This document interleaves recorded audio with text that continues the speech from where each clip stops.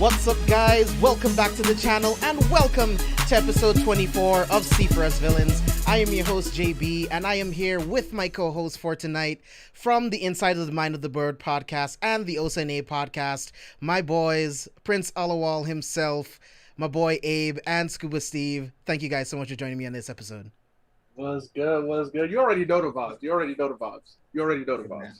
Super hyped for this episode. Super hyped for this episode. Oh, like yeah. so hyped that currently my TV screen in front of me, I forgot to turn off my TV, is paused on the end credit scene of Loki because that shot is just dope, and I can't wait for us to get to that. I'm sitting right in front of a TV. I should just be playing Loki in the background. Right? Loki. Been great. You know what? It's not too late. It's not too late. Right. Actually, wait. No. Do it for the season finale. Do it for the series finale. Yeah. Good job. Okay, yeah, I'll do that. That would be dope. Yeah, while we talking, this playing in the background, people will be like, let me listen. Steve, move your head. I'm trying to watch. I'll definitely remember to do that. Yeah, man, this episode was absolutely crazy. Lots of twists and turns, ups and downs, like sad moments, high moments. This series, only in 4 episodes, is proving itself to be an amazing series so far. Easily up there with WandaVision, easily up there with The Falcon and the Winter Soldier. And I can't wait to see how it's all going to end. We were just talking about it behind the scenes. Like, we still have to get President Loki. We still need to figure out what's going on with these other variant Lokis. We still need to figure out what's going on with wherever they are right now. We're going to go in depth into that a little bit later. But this episode answered a few questions and then just gave us even more questions to ask for the next couple of episodes. So before we get into the actual review, we are going to do, since it is the beginning of the month, I know we've missed it the last 2 months, I think. But since it is the beginning of the month, here on the channel on Villains, we recommend a comic book at the beginning of every single month. And I want my boy Abe to go first and recommend a comic to you guys. All right, look, guys.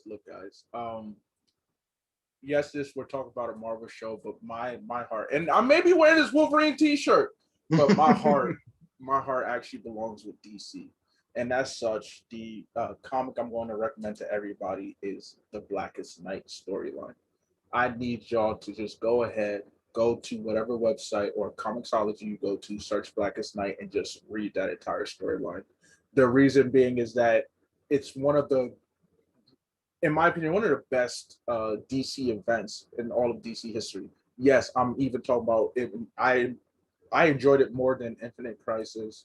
I enjoyed it more than Dark Metal. I enjoyed it more than all of that. Flashpoint, all of that. Blackest Night does a great job of exploring and really showcasing Lantern lore.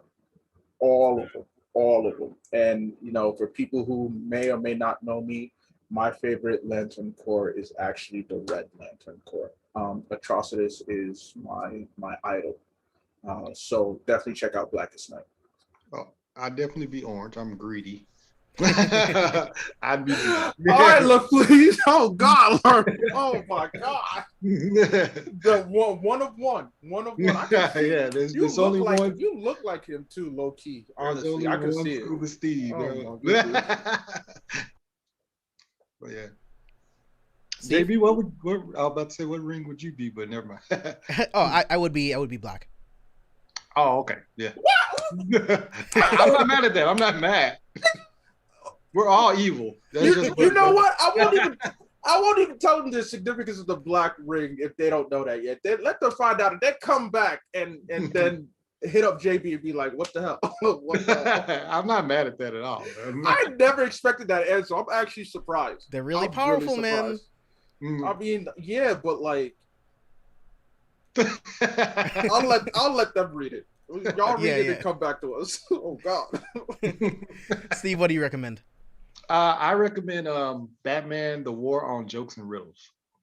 So the War on Jokes and Riddles is pretty much the first year of Batman where he's kind of like he doesn't have it all figured out. So the story doesn't even really revolve around Batman, honestly and truthfully. It revolves around basically the Riddler and the Joker are at war with each other. They're the two smartest villains in Gotham.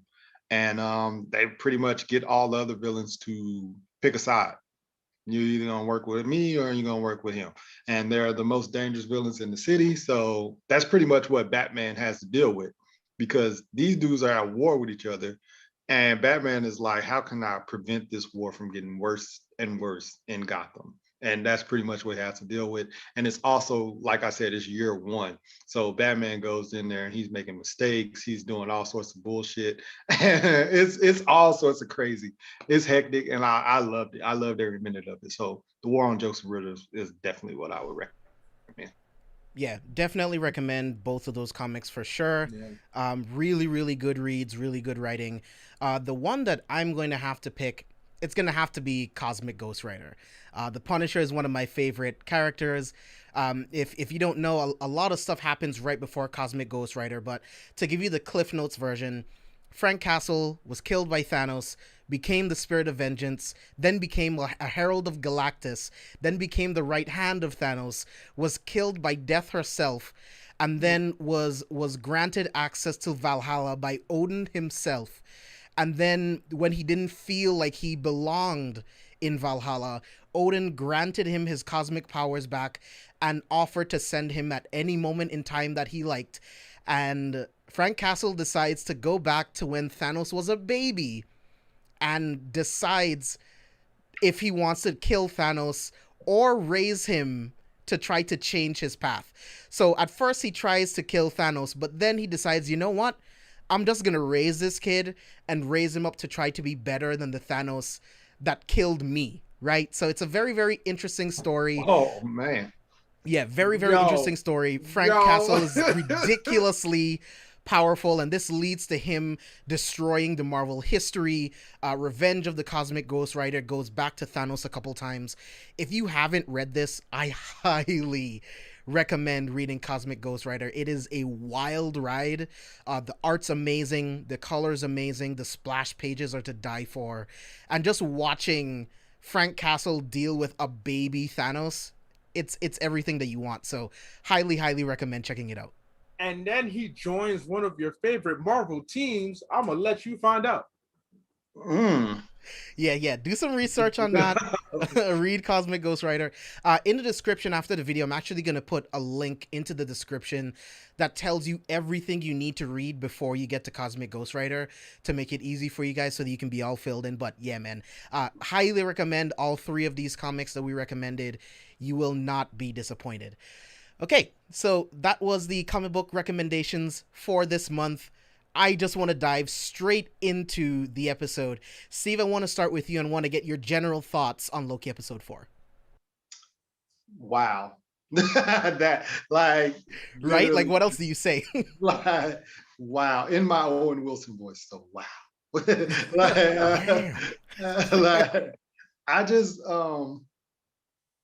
We really didn't know what was going to happen, but we were kind of like right there in the ballpark of how it was going to start and everything like that. And then the reveals of the TVA, the overall Timekeepers or whatever, it just kept getting better and better. And then the after credits was like, okay, so it's all coming into fruition what we were thinking, and it's just so good. Like it's getting too good right now. That episode was everything that I wanted because episode 3, where people were saying that it wasn't as good as these other episodes, which I thought it was still good. They're crazy. Episode 4 is the one that's like, okay, now get back on this Loki train. So like episode 4, this episode was really, really good. Honestly, just this was the best episode for sure. Oh yeah. Abe, general thoughts?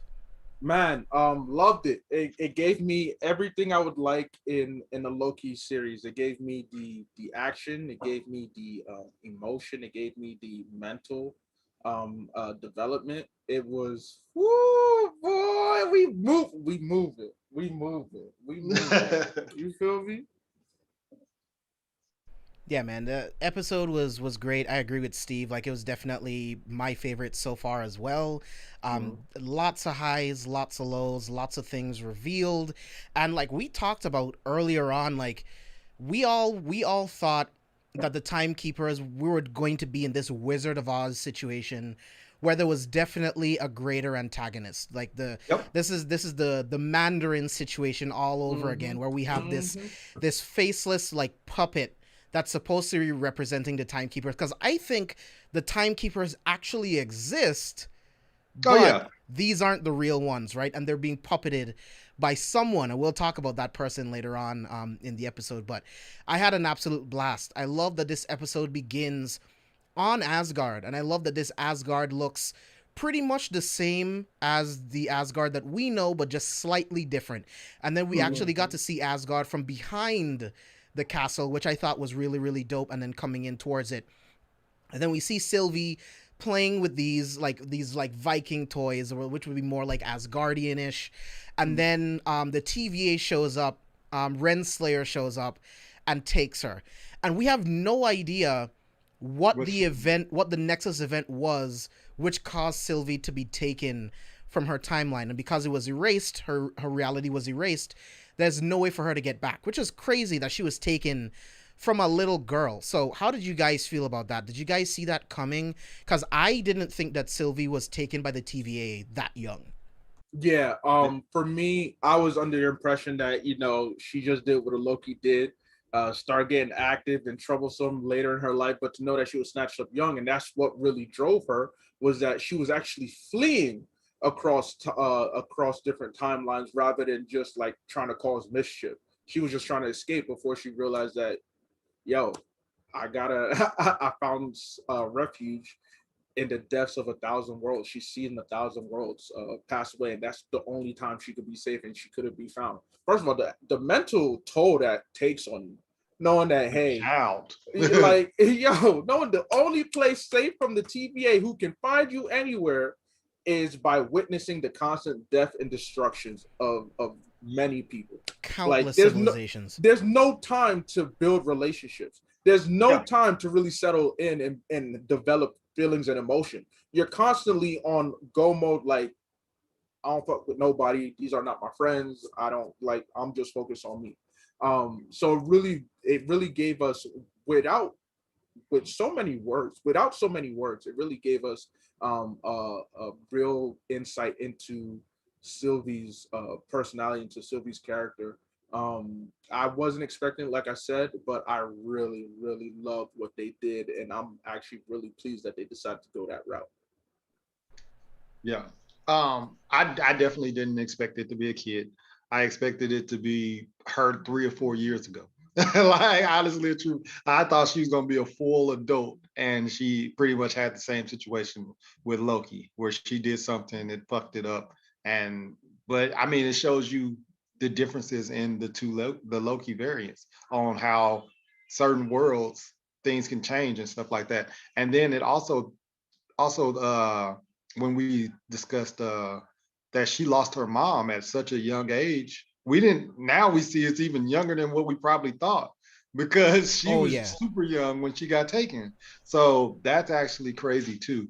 I just, like I said, I wanted to know what she did, because it was just like, she just kind of like, they just kind of popped up. She was playing with her toys like a normal kid, and they just took her away, and it was just like, yo, what's going on? What happened? So that lets you know that they had something out against her.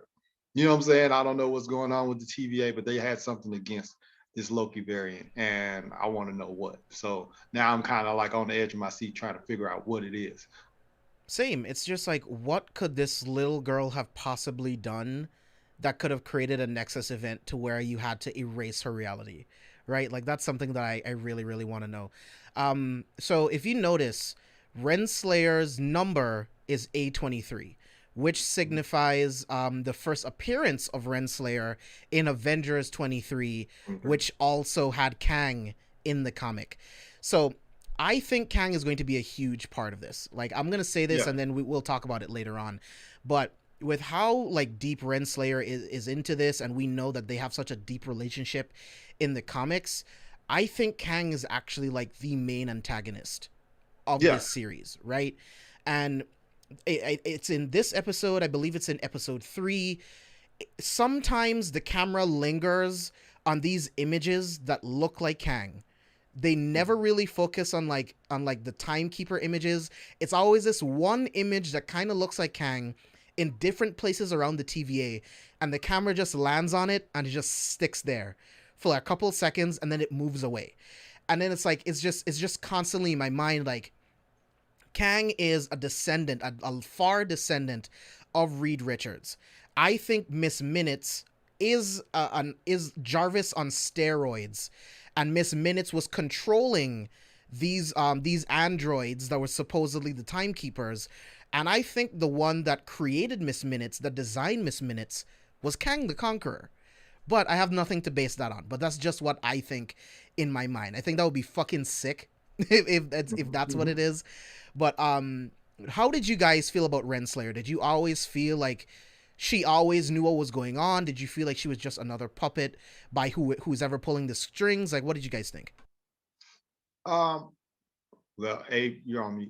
My fault. Loki, I kind of cheated because I was familiar with her character anyway, so I was like, I went in with a certain outlook. But what I'll say is that the show has done a good job of putting suspicion on her. For example, when we get to this, if people pay attention to how she looked while talking to Mobius about C20, and just look at her face, look at how her head keeps shifting, her facial expressions, her eyes keep moving. It wasn't the face of someone nervous. It was a face of someone like trying to hide something, lying. Like, yo, it just stood out to me so much. And it told me, like, all right, so this is the route that they're going, which is similar to her original comics, where she is an antagonist. She's also a lover. And she can sometimes be a protag too, but her main roles have been as an antagonist and as a protag. And it was actually after episode 3 that the actress had revealed that, like, what she loved most about playing Renslayer was that it was really true to its comic iteration. And now we know MCU takes liberties; they have to, especially back in the first 3 phases, because they didn't have all the rights to everybody. But right now, hearing that, yo, we're going to stay as true to the character as possible, for me, I'm not a comic book purist to that extreme, but I do appreciate stuff like that. Same. I'm like, yo, we're going to get her to the damn near as close as possible. Oh yeah. So just every episode, I'm like, y'all doing a great job. And episode 4 really did it. Just like, look, she's not someone to be trusted. You should have been known that, should have been have feelings about that. But this is a slap in the face, be like, yo, you see, she's lying. She definitely lying. You see how she lying? Man. She's lying, and she's got a lot of power, a lot more power than what we think. Because in the first scene, we watch her in the middle of a trial. She lost a variant in the middle of a trial. But present day, she's a judge. She's got a lot of power, or she's pulling some strings somewhere. Something is up. She literally lost Lady Loki in the middle of a trial. Like, that's crazy. Something should be going on with her. So for her to become a judge after that mishap, there's something up with that character. And plus, she clearly wasn't shocked by the reveal. Later on towards the end. So it's like, so you knew this. It's like, how much power do you really have? Are you the one in control of all? Yeah. Look, I'm just gonna say this: don't play on Shorty. She ain't soft. Boy, she Yeah. whoop your ass. But Because I mean, the theme of this show is not everyone bad is truly bad, not everyone good is truly good. Everyone, in some regard, fills into that gray area. So I can't wait to figure out where she fits into this, because even at the very end, like right before Sylvie was about to prune her, she felt it seemed like she felt like guilt almost. You know what I mean? But like I don't know what she's about, and I love that mystery. I love that I don't know like what she's about at all. yeah, and she was ready for death. She was like, "Kill me." So Yeah. I'm like, so you know that. I think she knows that she's not gonna die in a sense too, because she was like, "Go ahead, kill me." Like, and she was just raised her hands and Yeah, because she I didn't mean, seem I too feel like ready. she knows the pruning process just takes you to Yeah. another Oh dimension. man. You know what I Yeah, mean? something Oh about that man. was just yeah. She knows a lot more than what she's Oh, leading up. Because easily. Sylvie doesn't know that. You know what I mean? Yeah. Sylvie doesn't know what's going to happen, but Renslayer does. So it's going to be really interesting to see what it all boils down to. But I love that we got the parallel of watching Sylvie as a kid going through the same processing that Loki went through when we saw him in the very first episode. I love that. I love when she saw the guy instantly in my head. Can you verify this is everything you ever said? I instantly thought of that shit. I thought it was hilarious. But did you notice how the floor of before she was scorched? So like someone who proceeded through the gate, they actually like got eviscerated. There was a, because remember the rule is that if you're not human, like if you're an android or Yeah, something, yeah. the gate would, when she went there, someone had been Yeah, right recently. before her, yeah. Yeah, so it was just like, Oh, damn. I Yeah. didn't see that. I gotta look at that. Yeah. It's like with Loki was like, yo, what's going on here? It looks clean and whatnot. With her, it's like, nah, she was hit with, oh, something bad happened here. I have every right to be afraid. Mm. Okay, I didn't peep that one. I gotta go back and look at that. Yeah, like I don't know, man. There's so much mystery surrounding the Timekeepers and who's pulling all the strings, because I mean, like, who has the pull to gather all of these people from all of these different timelines, essentially repress their memories so that they don't remember anything, rewrite the memories to make them think that they've been soldiers for the TVA their entire lives, and they have this amazing, glorious purpose. Like, I can't wait to find out exactly who's pulling all the strings. But we cut back to Lamentus 1, and we see Loki and Sylvie sitting together preparing for the end of the world, and it's kind of in this moment that you can kind of see like a romance like going on between them, like two people that are confiding in each other in the end of the world. So I want to know what you guys felt about that scene, and how do you feel about the Loki Sylvie relationship in general, because it's such a Loki thing to fall in love with himself. Like, what did you guys think? Look, first of all, I just want to say shout out to Wang Sabi Bob for putting me onto this show called Sliders. I didn't watch it when it originally aired on the Sci-Fi Channel back in like maybe late 90s, early 2000s. But the premise of the story is that a kid, genius kid, and a couple of his friends and the professor and the stranger get sucked into a wormhole that sends them to a parallel Earth. And so they're going into different dimensions and they keep sliding. That's the term it's called, because they're trying to find their way back home.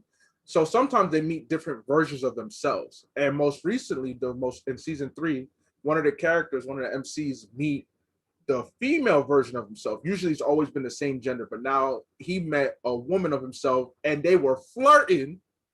And they was, because, and I was like, yo, is it weird to travel to a different dimension and you meet a gender swap version of yourself? Like, isn't that more like siblings, like y'all twins? What's up with that?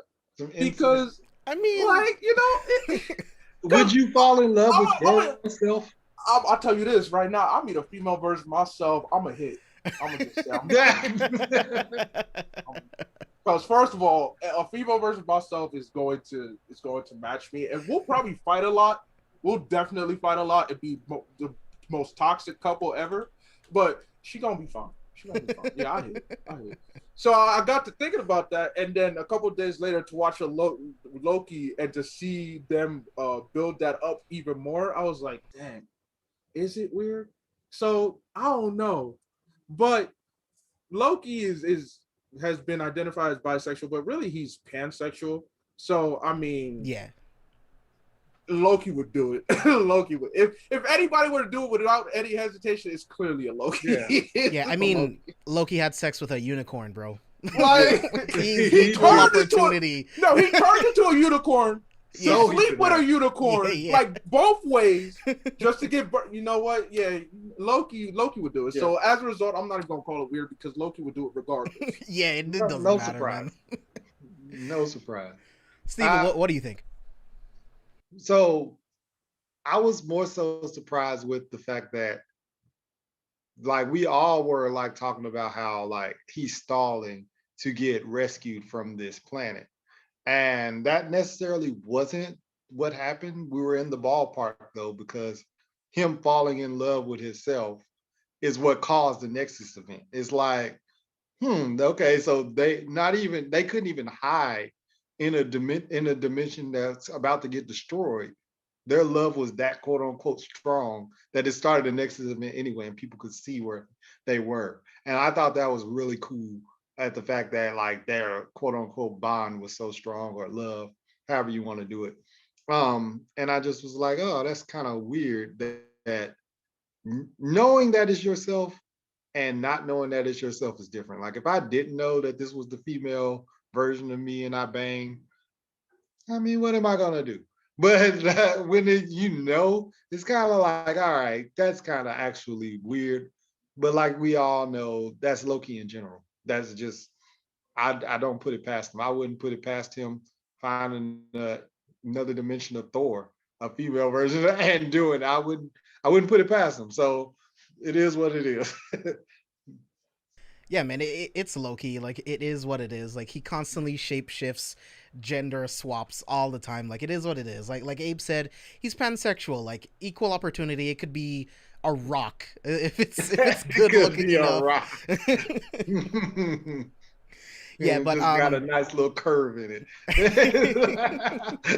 But yeah, they have that touching moment, and then it caused this huge spike, like Abe was saying, and then that's how the TVA found them. So I thought that was interesting. That made sense to me, because in the previous episode that we talked about, we wanted to know, well, how will the TVA find them? Because we've seen them in the collars.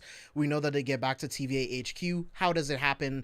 And it makes sense, right? Like, and Mobius constantly talks about like the relationship between them and the chaos that it causes that could rip apart reality. They talk about chaos a lot in this episode, and I'm thinking about how this leads back to Wanda and what she's doing, because we're thinking that potentially what Sylvie does, what Kang might be doing, we're thinking that could be the breakdown and the cause of the multiverse, but it probably still is Wanda. You know what I mean? Because in this episode, I think Mobius, well, not just Mobius, but I think they mention chaos like 4 times in this episode. 3 or 4 times. So it's like, I mean, she is chaos magic. She is the embodiment of chaos magic, which can rip apart the timeline. So that's going to be really, really interesting. So so they get back to the TVA, and B15 is asking about C20. She's looking weird, and you can tell that she also saw something much like C20. So what did you guys think about B15 asking about C20, and what happened to C20? First of all, Woon, you fine as hell. Oh my gosh, she is. Oof. All that chocolate. Oof. Okay. Anyway, while I was admiring her in uniform, I liked that she was having these moments, because we can't forget that Lady Loki, Sylvie, also used her mind too. So have we just ignored it, it would have been like, oh, is this a selective power? Is it only certain people? It doesn't work all the time. So I'm glad that they confirmed it. Basically, everybody she uses that on gets affected. And so her having the doubts, but also not panicking too, she was like, you know what? I'm gonna find this out for myself. I'm gonna make sure that I'm not tripping. I was like, nah, you see, you smart. Unlike C20, who just lost her, you know, told everybody, just telling everybody. And what happens? Shorty definitely got pruned. And we'll find out next episode of what exactly pruning means. But yeah, that John was, I liked how they played it. Yeah. I definitely think her going in was smart and trying to figure out what was going on. And you could see that not only did she see something, she had more emotion than what she did earlier on in the episodes, in like episode 1 and 2, where she kind of was just more so like a closed off, non-emotional type of person. It seemed like she definitely had more emotion. And then there's this this fun theory that is, I mean, obviously it's not true, but they were like saying um with Majors, with Majors being Kane the Conqueror or whatever, and they were both in Lovecraft Country. They were saying the vision that she saw was her in Lovecraft Country, which would be being... hilarious. So they were saying that that's what the vision is that she saw. She saw herself in Lovecraft Country being happy and dancing and things like that. And I thought that was pretty cool. I thought that was a pretty cool thing to, like, you know, think about.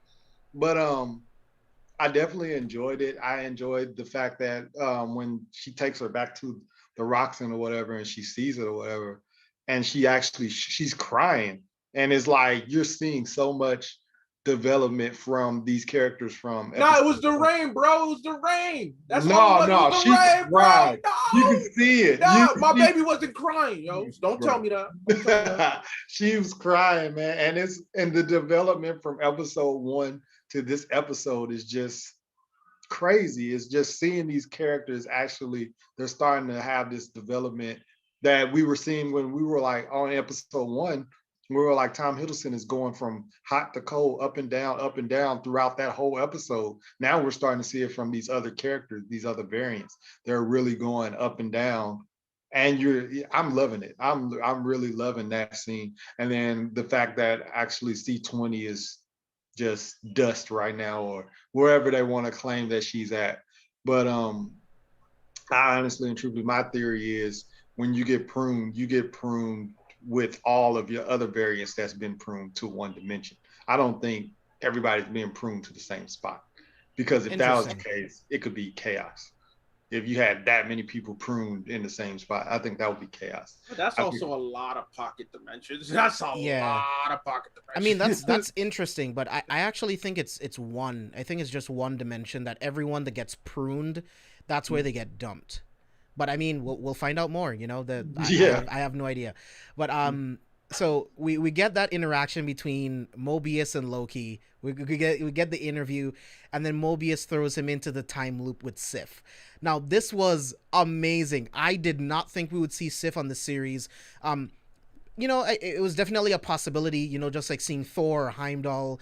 It's all a possibility, but I did not think we would see Sif in this episode, in this series. I thought we would see Sif in like Love and Thunder, maybe.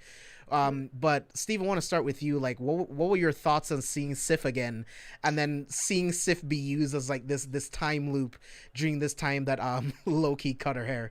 I thought it was hilarious because I was thinking we weren't going to see her again at all, honestly and true. I was like, did her contract over, or what was going on? We hadn't seen her in so long. Yeah, she was doing her TV series, like what's it called? Like Blind Spot. Yeah. Blind Spot. Yeah, she was doing her TV series, so scheduling conflicts, you know how that go. So I was like, oh, we're not going to see her anymore. And then when she popped up on screen, it was more so like that Leonardo DiCaprio meme where you're like, oh. And so she pops up on screen, and I was like, okay. But then Loki's like, I remember this day. After that, I sipped a glass of wine, and I had the best night of my life. And then next thing you know, she walks back in and she keeps kneeling. And I'm like, I couldn't imagine being kneed in the groin twice in a row, but let alone on a multiple endless times. Loop. Oh, I would. I don't think I would have reacted as calmly as Loki did by 1,000. Like after a while, you see you can't stop it. So it's like now it's just like I either have to hit you, like I have to do something. I can't just keep getting kneed in the groin over and over and over for eternity. I just can't. So. More power to Loki. That just shows how strong he is, because it couldn't have been me. So, but yeah, that scene was pretty cool too. And then she actually listened to him at the end, which was kind of weird too, that she actually listened to him and actually gave him thought, because technically her mind is technically being erased each time. So she's already coming in pissed off that her hair is cut off. You know what I'm saying? So the fact that she actually listened to him was like, damn, he's finding a way to get through to people. And that's more character development again for Loki, because we're seeing different sides of him. And I think he's slowly softening up more and more and more throughout this series. And by the time we get to the last episode, Loki's low key gonna be a good guy. You know what I'm saying? Like, I don't think he's gonna be the mischief bad guy that he is, quote Yeah, unquote. like I love that. Like I love that we got this redemption arc with Loki in the sacred timeline, and then this Loki from 2012, the true god of mischief, he's getting this redemption arc in a completely different way. Like you were just talking about, Steve. He's talking to Sif, and then he's telling her after a while, like, you know what? I crave attention because I'm narcissistic. I'm scared of being alone. So I do these things just to get attention from people, right? And it's just, I love that these shows constantly put these characters in therapy. You know what I mean? Like, Yeah. it's so much more than Loki being a demigod. It's so much more than Sam Wilson being Captain America, than Bucky Barnes being the Winter Soldier, right? There's still people, right? There's still people, and we all have our issues. And I love that these shows are actually taking the time to explore all of that stuff. But right before that, Mobius talking to Renslayer and just trying to figure out, like, why won't you let me speak to Sylvie? And it's not until later on that it's like, yeah, I mean, Renslayer doesn't want Mobius to speak to Sylvie because she knows that Mobius is really smart, and Sylvie might do the same thing that she did to C20 and B15 and reveal all of his memories. So what did you guys think about that? I mean, it made perfect sense. I just want to say one thing about Lady Sif is that I'm really glad to see her again, because I felt like she doesn't get the love and respect she deserves. But back to your question. Look, Renslayer, she's calculated, yo. She's smart. I mean, you already see, and even without having to see Sylvie, you saw Mobius put the things together. Like he said it, like, hey, maybe I was happy. Maybe I loved jet skis back then. Remember, he would constantly be looking at jet ski magazines, and one of the theories we wondered about is like, yo, is he from like a '90s like S timeline? Because that's when jet skis were the wave. Yeah, for some reason, maybe was that his favorite timeline he visited? It's like, well, it's because he was probably plucked from a timeline in the '90s, Definitely. or around that era. And so for him to put the pieces together by himself, it was like, yeah, Renslayer, he was playing chess. And unfortunately, Mobius is just better, even though who really got the last laugh, so far we have yet to see. But I enjoyed it. It just shows how powerful Sylvie is and how dope her power is. Because remember, keep in mind, all Lokis have the same power set except for like a couple of variations. And this one being Sylvie's variation is like, first of all, if our Loki had that, it'd be chaotic. So it's nice to see a different Loki wield it and how she wields it and what she's able to do with it, especially how it applies to the TVA. So I was very pleased with that. Yeah, I hope our Loki learns that enchantment from Sylvie. I think that would be pretty dope if he does.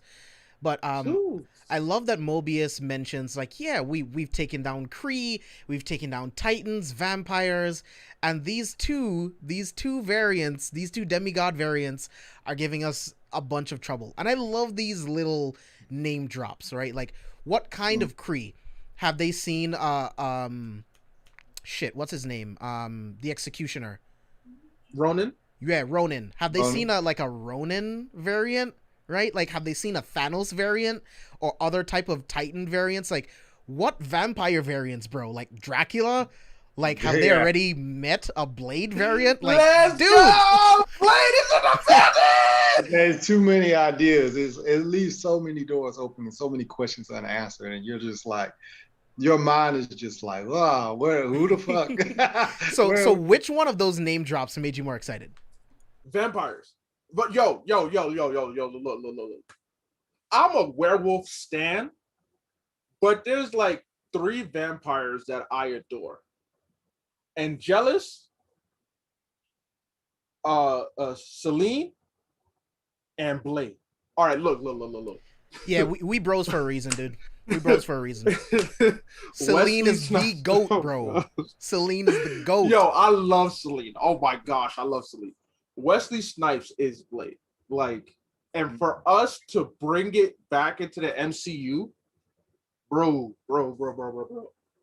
I would die if Wesley Snipes, and JB had mentioned this earlier, if Wesley Snipes played Whistler, or like Steve mentioned, if Wesley Snipes played Dracula. I just need Wesley Snipes to be involved with at least the first movie, so it could be like, yo, Wesley Snipes is in the MCU because they owe him that. Yeah, they owe him that. Oh yeah, as soon as I said vampires, I was like, when Marshall Ali, when that movie coming out, baby? Because we didn't get a release date during Phase 4, so let me know. Is that Phase 5? Is that Phase 6? So I can start theorizing shit. Yeah, I mean, we know Mobius is out there in the multiverse. Like, there's so much shit that they can do. I don't care which way it goes, right? Like, the more that I think about it, I'm kind of more leaning towards like what Steve wanted, which is making Wesley Snipes Dracula. That would be the dopest fucking thing ever to watch Mahershala Ali versus Wesley Snipes in a who fight. Used to be played as Dracula. Like, yes, now please take my money. Because mind you, we don't discuss Blade Trinity, so they never fought. No, Blade never faced Dracula. We don't talk about that movie. We are still owed a battle between the Daywalker and the King of Vampires. Yeah, all right. There was never vampire Pomeranians. Oh God! Oh gosh, I actually forgot about that. You forgot about the vampire Pomeranian? Yes, I envy you, sir. That. I wish I could forget about the vampire fucking Why Pomeranian. Did you remind me? Oh no! I haven't seen it in so long, so you just definitely made it fresh. Yeah, it's like so right here. Fucking stupid. It's so terrible. And then like Triple H is just like the worst of the wrestling actors, and then like him real. With these like titanium teeth. Like, get the fuck out of here, bro. Like, that movie sucked. Seeing a fight sequence between Mahershala Ali and Wesley Snipes will be godly. Yeah, bro. I honestly and truthfully think Dracula as Wesley Snipes as Dracula, that would just be great. I would love it. And then like Abe said, they owe him. They were this close to being bankrupt. They drop Blade and then they're saved. They owe Wesley Snipes. This role has Wesley Snipes all over it. And with him coming back into the fold, doing these movies that he's been in, I just think this would be perfect. Yeah, man. I really hope so. And I think Kevin Feige would definitely do something like that. Like you said, like Wesley Snipes and those Blade movies paved the way for the MCU that we know today. Not just the MCU, but comic book movies, right? Because comic book movies before Blade, they were fucking trash, bro. Like the old Fantastic Four movie, the old Spider-Man. Wait! Don't disrespect my man Christopher Reeves like that, though. Don't, please. Show him some mercy. That's not included. That's not included. Okay. You know, I mean, there was Superman 4: The Quest for Peace, but we're not going to talk about that. We don't. Like Blade Trinity, I don't know what you're talking about. Yeah. That doesn't exist. There's one Batman movie that was good or something like that. Look. Arnold Schwarzenegger as Mr. Freeze was kind of dope to me. I would just say that. Dude, his ice puns are the greatest fucking thing in existence. I don't believe you. I don't believe you even mean that. I have that drawn on VHS. I've watched it multiple times. In a different world, in a different universe, he could have been a good Mr. Freeze, you know? Yeah, on Earth like 2045. Yeah. Earth 2045, that version of Arnold Schwarzenegger is a Bob-ass Mr. Freeze, and that movie is actually one of the greatest movies in that universe. I'm going to just say that right now. I already know it exists. It's been spoken. Yeah. But let's jump back into the Loki episode. So Loki is talking to Mobius, and Mobius tricks Loki into thinking that Sylvie got pruned, right? And we just see the look on Tom Hiddleston's face, and just the acting between these guys is just fucking amazing. Especially with Owen Wilson and his Mobius character, the way that he emoted when Loki told him that they were all variants. You can see everything in his face, his body language. It's like, deep down, he believes it. He knows it's true, but he wants to fight against it because nothing really adds up. Like, Mobius is a real detective, right? And things just don't add up. So it's like, these are things that he's thought about before. And it's like, what happened to C20? Why is B15 acting so weird? Why doesn't Renslayer tell me certain things, right? It's all of these things coming together. And again, like, the acting from Owen Wilson in that scene was just fucking amazing. So what did you guys think about this exchange between Mobius and Loki? Man, it was look, I thought it was fun because it was more character development. I mean, the back and forth. Mobius was clearly like felt betrayed by Loki. And Loki was like, yeah, but this time I'm trying to be serious with you. I'm trying to tell you the truth. And then they just seem to bond even more. And then later when Mobius comes to get him out of there, and you just see like the full acceptance of Mobius. It's just like, all right, we got dynamic duo. This is a good pairing. They about to release Sylvie and they about to really fuck shit up. And then Renslayer had other ideas. I was just like, okay. But it served its purpose in further adding to that emotional side of Loki that we've been getting every episode. It was, again, I said this the first episode we recorded. This was another humbling moment for him because he actually did have positive feelings for Mobius. He actually did like the dude. And to watch him get pruned right before his eyes because he believed Loki, because he actually trusted him. Oh yeah, I was like, oh, Loki's definitely feeling this. Like, and that was the true like friendship defining moment between them as well. Like, like the friendship was starting to build, but it was in that moment. It's like, all right, now I truly trust you, and you trust me. And then for Renslayer to do what she did, yeah, yo, Loki about to come with a Loki. Yeah, man. I knew something was going to happen to Mobius, but I did not think that he was going to get pruned because with him digging into everything, like, Renslayer's been around a long time too. Like, she got to where she is because she's also a good detective. So she knew what Mobius was up to, right? So it's like, it's just crazy. I knew something was going to happen to him the more that he just kept digging and digging and digging. And then he steals her time pad. And then we see exactly what happened to C20. She was perfectly coherent. She's like, no, it's all real. I was at that bar. Those are my real memories. I was there. Where I'm a variant. The TVA pulled me out of the timeline, robbed me of my life, and you're a variant too. You know, to find out all of that information. She ran to the table and was like, I'm ending this, pretty much, and was like, and she was saying she's dead because she had no other answer to tell Mobius when he kept asking about her. So yeah, she pretty much had this like orchestrated. And Mobius and Loki, when they come through the door, and he sees her or whatever, Owen Wilson plays the role greatly. Like he finally answers her question. He's like, you know where I always wanted to be? And he plays that real quick because he didn't answer it at all. And then when he sees her and he's like, I guess these are my last words. You know, it's like he kind of just like, you know where I always wanted to be? I wanted to be with my family, to see wherever you took me from. Yeah, wherever you took me from. Riding on my jet ski. Maybe I could ride a jet ski. And it would be even more satisfactory if, like, next episode he pulls up the Loki on a fucking jet ski. That shit would be fucking dope. Or, you know, like, but his memory of jet skis, he had, obviously that's the one gray area that didn't get erased because he loves jet skis too much to not, you know what I'm saying? Yeah, he knows there's a reason why he loves jet skis, man. Yeah, it's there, and it's just implanted in him. So I really think that was dope, and the fact that he comes back.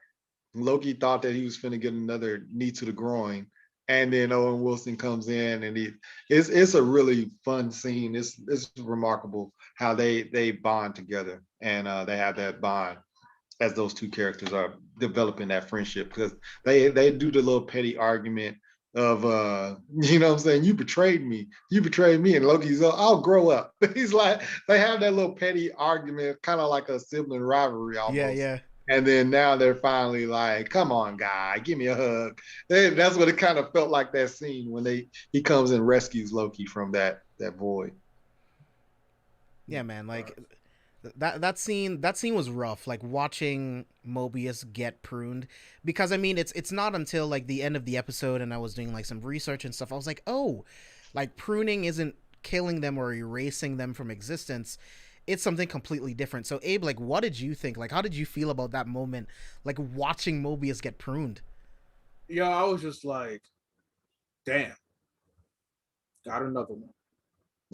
But then immediately, because I've been on the train thinking that there are multiple versions of Mobius, mainly because of the original iteration of the TVA, how all the agents were clones of Greenwald, one of the writers or editors when they introduced the TVA.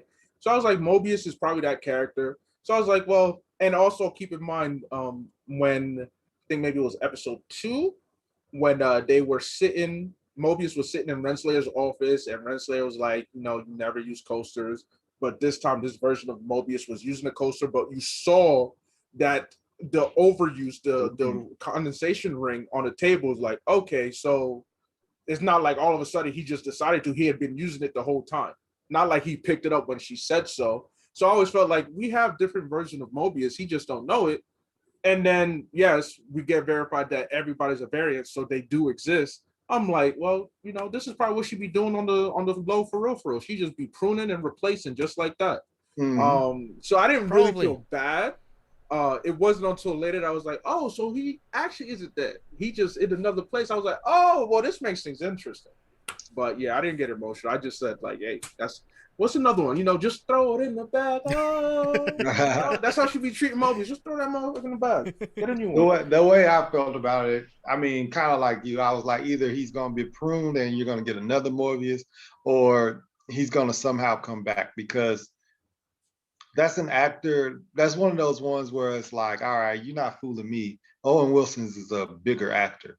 So this is not the end. You got 2 more episodes. You don't fool me unless you like somehow, if this was a movie or something like that, then maybe I would think that. But I'm like, he'll be back. And that's just mainly what I kind of came to that conclusion. I was like, I don't know if he'll come back as this Mobius or if he's going to come back as a different one that doesn't have a recollection of things and stuff like that. But I know that he's going to be back. And I guess I'll put money on that, because I don't think that he's done. Yeah. I usually don't watch like promo trailers or anything, but I saw a promo trailer for episode 5, and I think he's in the same place as Loki, but you actually see him there. So I think we'll definitely be seeing the exact same Mobius there. But let's jump to I'm gonna call it the throne room sequence, because the moment that I saw this, I can only think about Rise of Skywalker with Rey and Kylo Ren in the throne room. I thought I was tripping. Sick, I thought I was tripping, dog. Yeah. Talk about it. Yeah.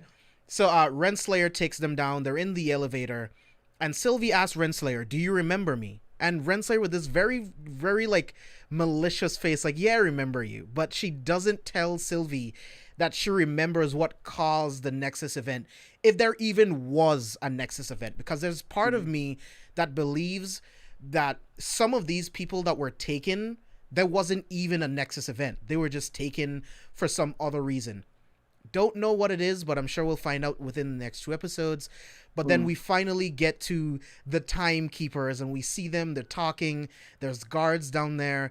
Like, Abe, what did you think about that scene? Because although the fight was it's pretty choppy. It's pretty cut to shit. But it did look really good. The lighting was good. The effects, the set that they built. Like, what did you think? So I just enjoyed it because I liked the haziness of the scene too. It wasn't like a clear battleground that was missed. I was like, yo, where are some of the bodies at? Like, did they get pruned or okay? No, I see a black shadow over there. Okay, cool. Like you said, the fighting itself was choppy. The choreography could have been better for sure.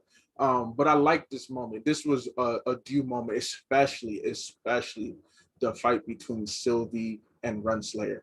Clearly, this was a long time coming. They needed to run this fade. They needed to run this fade. So I was glad for it. I thought Loki could have had a better time fighting. I was like, Loki. Yeah, Sylvie really showed him up. Yeah, it just showed the difference in their upbringing, because as we saw, but she's been fighting Sylvie for her life. Yeah, forever, she's been fighting all her life. So I mean, when she threw her short sword, I guess we could call it a long dagger. I was like, oh yeah, because she don't need it. She about to whoop ass without it. Like Loki, you need it. You've always needed weapons because you're not a get your hands really dirty type of guy. But Sylvie for sure is. So I loved how they showed the difference. You know, we're constantly reminded, like, yes, these are two Lokis, but there are differences. And these differences are distinct to let you know, like, yo, they move somewhat differently. They may think along the same lines, but they move differently. And combat was a great way of showing that. So, most definitely. Steve, what did you think? I thought it was really dope. When you first walk in, you get this creepy feeling. You're like, oh, okay, we're finally going to get to see the Timekeepers. But then I was thinking, it's episode 4. And I was like, Timekeepers feels like an episode 6, you know, type of finale, like big thing. And you walk in and you see these 3 Timekeepers, and you got one of them that looks like Squidward from SpongeBob. You got the other one that looks He like really the does. He looks like the Lorax. He's got that big yo, yeah. I was just like, okay, something's not right. I was like, but I didn't think anything of it. I just was thinking it's a TV show. Maybe Marvel didn't want to spend the big budget on what the Timekeepers would look like. So I kind of was like, oh, okay, whatever. And then they start to fight, and the fight happened, and I'm like, oh, okay. Lady Loki is obviously more skilled in combat than he is. So I was thinking like, oh, okay, they're about to fight and this, and that. But when she throws the dagger and the head is like mechanical, I'm like, wait a minute. You know what I'm saying? I'm like, okay. And yeah, then, I wasn't surprised at all, man, honestly. What really like got me was the head pops off, and then the other 2 Timekeepers start laughing. Mm-hmm. Yeah, that was creepy. It was like, ha ha ha, we got you. Because I don't think it was a ha ha ha, we got you to the Loki. I think it was a ha ha, it was breaking the fourth wall to all of us that are watching the show. I think it was both, bro. I think it's both. I think it was a ha ha ha, y'all thought the Timekeepers. That's what I think that was. So that if it was them breaking the fourth wall, yo, MCU, y'all elite for that, because I love a petty move. That's petty. I respect the reason why I think it's both, because it's kind of the same thing with the Infinity Stones in the drawer thing. It's like, yeah, dude, like, we're far removed from these Infinity Stones. Do not think that you're going to see the Infinity Stones play a big role in most of the MCU going forward. We're far removed from this. They're useless now. So I feel like it's both, kind of. But this is where I think it's Miss Minutes running these android Timekeepers. It's Miss Minutes running everything. Miss Minutes is sentient in ways that we've never seen before, because as far as we know, the TVA, the way it is now, kind of takes place at like the end of time. So that kind of technology, you can imagine what kind of artificial intelligence you can create, right? Having all of that time to yourself. So, like I was saying before, my theory, not sure if I'm right, I don't really have anything to base it on, but I think maybe Kang created Miss Minutes and created the TVA, bro. Like, it's fucking crazy. Like, what do you guys think? Like, who do you guys think is running these Timekeepers? So, well, you know, when you were talking about this earlier, I was about to shout out Beyonders, Dr. Doom, possibly Kang, like you said. Although with me, it's like, okay, if Kang is the one controlling all of this, I feel like he doesn't want to keep the sacred timeline like intact, unless he came in and usurped the Timekeepers, and he's been the one putting in all the motion to disrupt it. But otherwise, I feel like Renslayer has been new to true for a while. Like, this has been going on for a very, very long time. That I don't see Kang being the one like, yeah, I put this in motion. I'm like, nah, I was trying to break this jump. Like, I'm glad that y'all helped me do what I do, because y'all are pawns. But now let a real player show you how the game's run. Whether we get that or not, we'll see. But I'm thinking it's the Beyonders, you know, possible. I feel like if we get solid confirmation, it's not the Beyonders clearly. But if they don't give us solid confirmation, I feel like, yeah, it's the Beyonders. One of them in this universe, he's just like, hey, I need to break shit open. So let's get shit cracking. You feel me? That's also a great option too, right? It could very well be the Beyonder. What are we trying to avoid? Secret Wars, bro. The Beyonder is very, very involved in Secret Wars. Like, so it could be. There's so many possibilities, dude, and that's what I love about this Loki show, is that it's expanding the Marvel universe, the Marvel Cinematic Universe, in so many different ways, and it's just dropping Easter eggs for so many different things, right? Like Loki series it's messing around with time, right? The Eternals, we're going to see so many different places in time from the Eternals perspective. We're going to learn more about the Celestials, the Eternals, the Titans, who are all offshoots, like descendants of the Celestials. Like, this series is just opening this world, bro. It's fucking crazy. Like, how much Loki is doing right now. Every week we say that Loki is the keystone for not only phase 4, but for future phases. This is the turning point. This is the nexus event of the Marvel Cinematic Universe. This Loki show can do it all, and it can do it without any questioning, because it all makes sense. It all makes to have Loki traveling across the timeline. Why wouldn't he? To have him possibly being involved with the resetting of the multiverse, why wouldn't he? It's easier to do so with Loki, and then to further expand upon it with Doctor Strange and Wanda, the Scarlet Witch, later on. But Loki is the ideal one to get the ball rolling, and this show has been doing that. I mean, this was mentioned before. You know, every episode has been strong to me. Episode 4 was great, but every episode has been strong. I have not felt a drop off. Even when episode 3, I think people were talking about saying like, "Oh, you know," a lot of people were slandering. It was just like, what was wrong with episode 3? Was a lot of groundwork. Because they want everything to be punch, punch, kick, kick, and there was none of that in the episode. That's exactly what it is, dude. I'm definitely thinking. I got two thoughts. It's either going to be a last second cameo, like an end credit on episode 6, where it's Kang the Conqueror pulling these strings, and I think it'll be more so like kind of how like Thanos was, like, you know what I'm saying, first when he puts on the Infinity Gauntlet in the first Avengers, and then the second time he's like, fine, I'll do it myself. I think that's kind of going to be how the Kang the Conqueror is going to be going into the Ant-Man movie. It's either that or there's a bad dark Loki variant that's out there that's pulling all these strings. It's either though, it's one or the other. It's that. So that's what I think it's going to be. I think it's going to be much like you said. Ant-Man has his Jarvis, which is the Minute Lady, and then that's going to be it, or it's going to be a dark Loki out there variant. That's what I think. So I have a question for you guys. I want to know, do you think there's a lot of theories going around that the TVA headquarters either takes place at the end of time or within the quantum realm?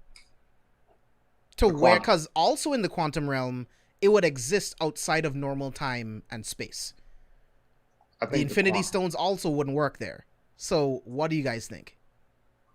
Quantum realm, I think. Quantum realm sounds a lot stronger because, I mean, as we saw with Renslayer didn't really look that much difference between when she had gathered up Loki and gathered up baby Sylvie, little girl Sylvie, and Sylvie, adult now. Like, doesn't look like she aged at all. And they always perceive, I mean, even Mobius said, like, what is time? You know, time doesn't really move here. So quantum realm makes the most sense, and it would make things a lot easier in terms of just keeping certain things like structure. And when it comes to the multiverses and whatnot, by having them in the quantum realm where we know time moves very differently. And again, it justifies the use of why the Infinity Stones are irrelevant, not only here, but, you know, again, reiterating the fact, like you mentioned, JP, look, we cool off that. We're not about to do what Marvel Comics does and say, let's bring back the Infinity Gauntlet. They're not about to do that. Thanos is gone. I mean, if they want to do that, it'll be like 67,000 years from now. I'll be maybe reincarnated or long dead. Who knows? That being said, quantum realm. Steve? Yeah, I think it's quantum realm too. I think all the development that they've been putting in with the Ant-Man and when he in Ant-Man and the Wasp, how he got stuck in there and things like that. I think it's just it's too good to not use that you've been building it. And then it's already confirmed that we're going to get Kang the Conqueror in the next Ant-Man. Yeah, he's the main villain, and it's called Quantumanium. Yeah. So it makes too much sense for it not to be the quantum realm. Yeah, I don't know. I can't say definitively which one yet, but both are definitely like a huge possibility. So I Brees even brought up. Go ahead. I was about to say I even saw some Easter egg. I can't remember exactly how it was, but they were showing in the Ant-Man and the Wasp when they were in the quantum realm. There's a building that we saw Yeah, inside there's of a there. city somewhere in there, but Yeah, it could be something else. we saw that city in Loki episode 2, if I'm not Oh mistaken. yeah, when that was where the TVA was. It was showing like where the TVA's location was. That Yeah. was the So, city. Yeah. yeah. So if that Easter egg is correct, then it already gave us our answer before you even gave us the question. Yeah, we'll see. But Brees brought up something really interesting here in chat. Like, I was not a fan of how like B-15 got hoed, like in the Great Hall. Like, I thought she went down too quick. Like, two She punches and she did. was just completely unconscious. Like, She you're did. one of the best like Yeah. Minutemen that they have. Like, the fuck.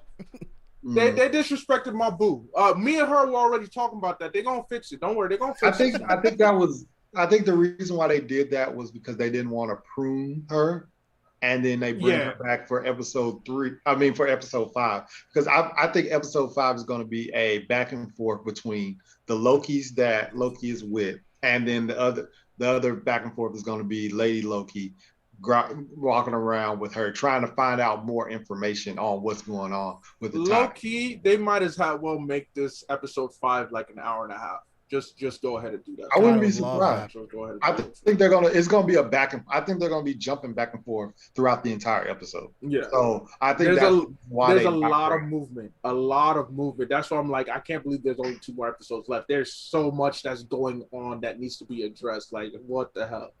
Yeah, Yeah. man. There's so much they have to answer for, and I mean, I'm pretty sure Loki's getting a season 2. So like, whatever this sets up for like the greater MCU, I'm sure it's gonna come back around to the second season. But that hasn't been. I'm not sure if it's confirmed yet. But Oh no, I um, think they iterated that this one was only meant to be 1 season because oh they yeah, they okay, specifically called this like a limited series event. okay, But they didn't put that title on WandaVision or Falcon and Winter Soldier. gotcha. Okay, Mhm. yeah. So yeah, Sylvie and Loki have this really good moment. Loki is literally about to confess his feelings and tell Sylvie about what happened, like what was causing this huge Nexus event, because Mobius was telling Loki that if they can recreate what happened that created that Nexus event, it could destroy everything that the TVA has built. And he was just about to tell her that, and then Renslayer fucking prunes Loki. Did not see this coming at all. Steve, did you Mhm. see this coming? I did not see it coming. When it fucking happened, that was when I was like surprised because I was like, okay, the show is called Loki, and is this them passing the torch to the female Loki? That's what I was like. It's like, are they passing the torch to her? Because that was when I was kind of like, okay, they killed off Owen Wilson at first. I was like, they killed him off too soon. Owen Wilson is too big of a character. They're bringing him back. And then when they killed Loki, I was like, oh shit, I'm wrong. Owen Wilson is dead. Loki is fucking dead. They just passed the torch to the female Loki. And then obviously in credits. but yeah, at the time, initially, I was like, yo, they're passing the torch to Lady Loki. And then I remember all the different comics that I've been trying to catch up on and read. I was like, okay, so this is what they're going with now. This is Lady Loki, and we're gonna go from here. And that's literally what I thought. I was definitely shocked. I was like, they just killed my man. Look, for me, I felt this coming because it just seemed too obvious for me. Keep in mind when Sylvie has been fighting throughout this series so far, she has had no qualms pruning agents. She didn't prune anyone in this fight. No one got pruned except for no. I don't think anyone got pruned in the throne room fight. As a result, I was like, that's there's a reason for why that is. Because remember when they were on Lamentus, they were going back and forth. Loki was like, yeah, so you think you could just punch and kill your way through everything. It's like, oh, you think you can sweet talk your way through everything? And now here, when she has the opportunity to prune her enemies, she doesn't do that. I was like, all right, that's a little bit of our Loki rubbing off on her. Yeah. But when her back was towards the door, which first of all, she doesn't even like sitting with her back to the door and whatnot, just to remind folks about that. I said, yo, Renslayer isn't pruned. Like, Renslayer is not just gonna lay there. Yeah. I thought Lady Loki was about to get got. And then they swap position. I'm like, I don't know if they'll take Loki, but then we could always just get another Loki. So something gonna happen. Because this moment, I didn't think that they would allow this moment. I don't even think it was a true confession of like, oh, I feel for you. And he was about to kiss her. I felt like he was about to say something like, yo, I just have to let you know that there was some things that I could have done. Like I'm in control. Like we know he's truly a mastermind. He still has stuff up his sleeves. And then he got pruned and I said, damn, double homicide. We out of here. Double homicide. Not only did we take out one Loki, we took out the supposed title character Loki that we should have been following this whole time. He done. He wrapped. He gone. And then after credit scenes, I was like, oh, never mind. Cool. Yeah, that's pretty much how I felt. I was all like, oh, okay, so we literally are passing the torch to the Lady Loki. And then if you watch the opening credits, the Loki is like that newspaper thing where it's like a different letter. So I was like, okay, so this was supposed to happen. We're passing the torch to a different Loki. And now the female Loki is going to take over for the rest of the series. And then he's going to pop back up in like episode 6 as the president Loki or some shit like that. So that's what I thought we was getting. So with all those Loki magazine things, cutouts things, I was like, okay, so now we're going to get this part going. And I still didn't know what we was going to get with fucking Richard Grant. But you know what I'm saying? Like at the time, like I said, I always thought that he was going to be a Loki, like an old man Loki. But there was theories going around talking about he was going to be a timekeeper, all sorts of shit like that. But I was like, I think he's going to be old man Loki. And for once, out of all these theories that I've been throwing out there, for once, I was right. Yes, Steve killed that shit. And for all those Whovian fans, those Dr. Whovian fans out there, he's played the role of the Doctor a few times. Oh, really? Yeah. See, I got to keep watching. Yeah. Like he's not an official doctor, but you know when the doctor has to wear a different face or they meet a different version, he's played the role of the doctor a few times. So, but yeah, I was like, it was a great call out. He was like an alternate version of like the 9th or 10th Doctor, I think, some shit like that. But yeah, man, like, and on top of that, like, when Loki and Sylvie were still on Lamentis, the score that was playing was very, very Doctor Who-esque. And instantly I thought of the Doctor and I thought of River at the end of existence, just like looking on. Oh, I love right? River like, Song. Oh my god, yeah, River Song is one of the gosh. best like female characters in any medium. Yeah, she is. Oh, the actress. Oh, she fine too. Oh yeah, she bad as fuck. Oh my god. Yeah, man. But catch up on Doctor Who then. Yeah. yeah, bro. Oh, you haven't met River Song yet? Oh yeah. No. I'm only on season 4 now. Yeah, she hasn't popped up yet. I don't think so. Really? Haven't you seen the library episode with the space? With the shadows. The people with the shadows. The library episode with the shadows. Yeah. She was there. That was her. Oh yeah. That was her leading the team. Yeah. I'm just trashing. Yeah. No, that was the first time. Yeah, she was the ginger. Yeah. Okay, so I was like, damn, you should have met her by now. Yeah, that episode was. I'm sorry, JB, but that episode was lit too. By the way. Oh yeah, that bro. episode was. That's one of my favorite episodes. It's my second favorite creepiest episode after the Weeping Angels. Yeah, bro. Yeah. Weeping Angels are really fucking weird, bro. But yeah, so Loki gets pruned.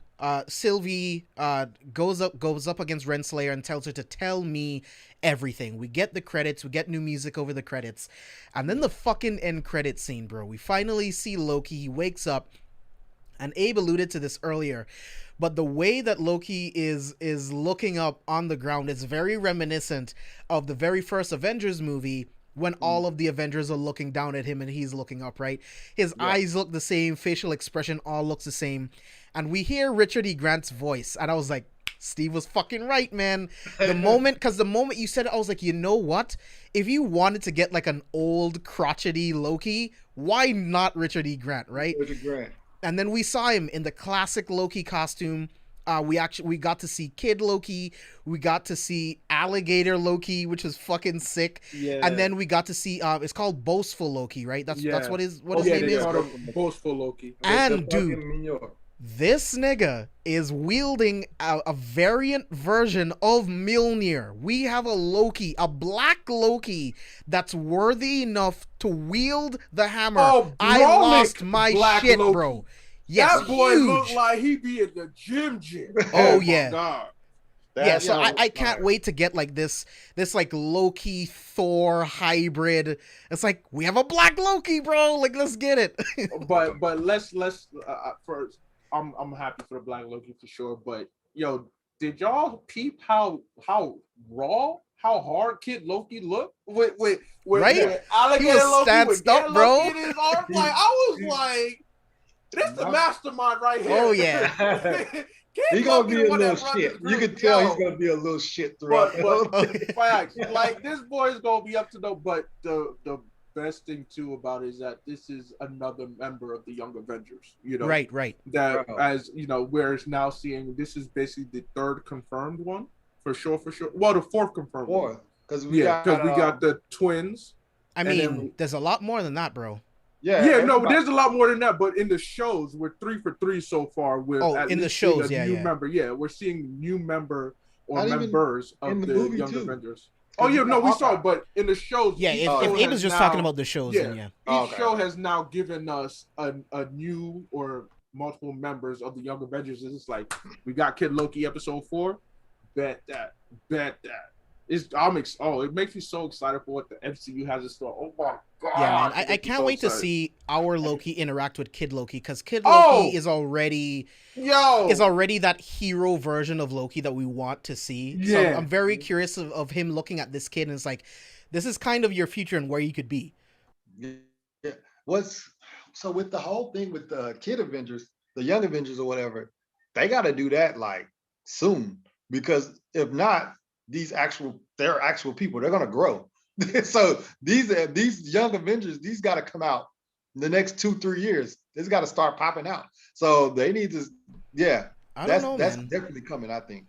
Yeah, because I don't know when. Because Ironheart is like 2022, right? Mm-hmm. Yeah, Ironheart's 2022. Hawkeye's 2022 as well, right? Yeah.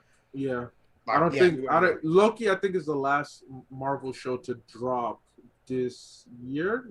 Yeah. Isn't She-Hulk this year? Is that still dropping in She-Hulk, if I'm not mistaken, is February 2020. Oh, they pushed it back? Okay. I think Loki's the last coming out in November though. It's not Moon Knight, right? That might be Moon Knight. Yeah, I'm not sure, but there's something else. There's some other show coming out. Yeah. So She-Hulk is 2022. Okay. And what was the other one that we mentioned? Moon Knight. I'm gonna look that up right now because I want to know. Moon Knight's gonna be sick, bro. Like Oscar Isaac is like the perfect person to play Moon Knight, dude. Yo, it's just especially with the character. It's like this is gonna be a great real dive into mental health. This series, yeah, bro. And so I'm really excited for because they've been doing a good job of talking about important topics that are relevant today. And mental health is one of them, but you don't have a lot of shows that do a great job of that. They normally demonize, villainize this. So with Moon Knight, to really to dive into the psyche, I'm so excited for Moon Knight. The Miss Marvel series is also this year. Oh, okay. I knew there was one more. I was like, there's something else. There's some other series coming out this year. But yeah, man, that end credit scene was fucking crazy. Getting to see the other variant Lokis. Like Steve brought up earlier, we got to see this completely destroyed Avengers Tower in the background. Avengers Tower. That looks sick. So we know that they're in New York. So, and then... Well, we don't know, right? I feel like I'll just say it's like a dystopian like Vegas type of universe because when I saw the episode 5 trailer, you can see the pyramids are there as well. You can see the Sphinx. There's a bunch of other like huge landmarks all in this same area. So it's like Oh, whatever okay. this dimension is, literally everything erased gets dumped here. There's a ship that gets pruned, that gets reset from a timeline, and it shows up in that universe as well. So yeah, I'll show you the trailer once we're done with this review, and you can see all of that shit. So yeah, there's a pyramid, there's all types of shit. So it's like I don't know where this universe is, right? And I want to know like what this universe is and like where is it? Like I have so many questions. I saw Bryce say alligator Loki is a thing, and yeah, so it's like they had like that spoof the Thor frog, the frog Thor or whatever, and then alligator Loki is his bad guy or whatever. It kind of makes me think about the Miles Morales Spider-Man movie that came out. You got Spider Pig, you got Spider Pig. So the alligator Loki, but not Kid Loki pet him like, yeah, this is my pet cat, like bro. like an evil genius who has a pet cat, but he has a pet gator that is a variant of himself. Like that's a Loki that can use thing magic. I can't wait to see this alligator use magic. Well, what was funny was like people that don't know that was Richard Grant's voice. They were like, we never saw Richard Grant talk. So they were thinking that the alligator was the one that said, "Oh, you're not." And I'm like, you don't know Richard Grant's voice, like. So people were thinking that it's the alligator that talked. You never saw it. I was like, how do you not know his voice? Unless he's doing the voice of the alligator, and he's fucking old man. Yeah, I hope not. Like he's doing a lot of work. Because in the credits there were 4 different people credited as guest stars, so there'll be someone else voicing the alligator, which is going to be pretty sick, man. But this episode was so packed with so many different things. We broke down so many different things that happened in this episode. Like, what are your guys' like final thoughts and predictions for this episode, and then predictions for episode 5 and 6, if you have any? Well, I feel like with the warning that the old man Loki gave, there's something in that pocket dimension that kind of like final deletion the variants that are in there. So you'll have a few that are like castaway, like out radical rebels and Terminator like apocalypse that just live underground trying to survive. You'll have ones that actually get deleted permanently.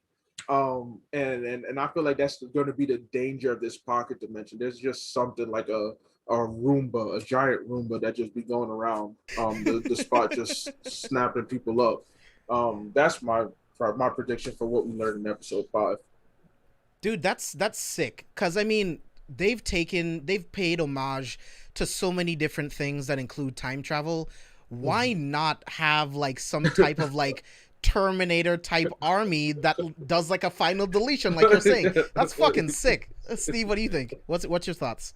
So it's like that might be why it's so much destruction there too, because everybody goes there and then there's people they're just fighting in that little war zone. That might be why. Yo, that's just hilarious to imagine. Like everybody's just fighting for their lives and shit. And that's why Richard Grant said, "You'll be in hell if you don't come with us." Like that makes sense. Not Gator Loki having to fight a Terminator like machine. Oh god. I would laugh my ass off, bro. Some fucking Sentinels or something from right? Yo, bro. I would lose my shit. Right? I would lose my shit. Be like, it's like, well, we just decided to pull these Sentinels out of the timeline. We'll just use them over here. Dude, I would lose my shit. Oh my god. But I can't even think anymore. Truthfully, I'm gonna go with my first theory. I think that depending on who's pruned, they get pruned to a certain area.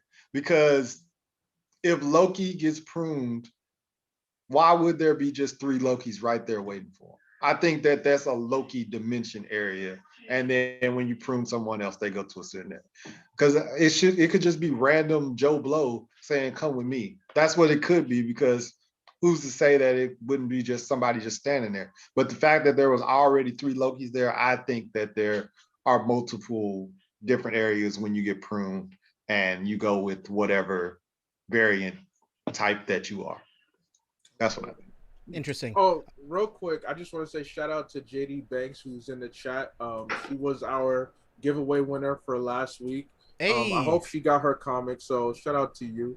So Hey, yeah, no, Congratulations. She's loving the show. Yeah, appreciate the following, the subscribing and everything. Appreciate it. Yeah. Congratulations on your comment.